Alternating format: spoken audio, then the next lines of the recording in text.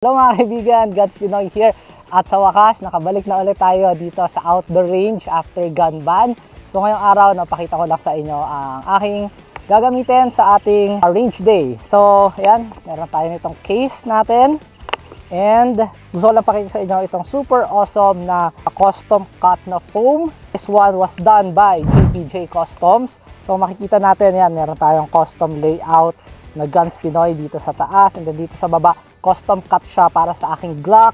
So yung aking Glock, meron siyang red dot, meron siyang light, and meron pa akong dalawang spare magazines at meron din tayong cut dyan. So ang aking gun for today ay ang aking all-around gun, aking Glock 19. Meron lang tayo ditong konting slide work. Meron tayong kinabit dito na Holosun HS507C na ilang years na rin to sa akin. Really awesome optic. Meron tayong suppressor height sights dyan. Just a backup in case meron mangyari sa aking optic. Itong suppressor height sights ko ay nanggaling sa GP Precision Philippines. So shout out sa GP Precision.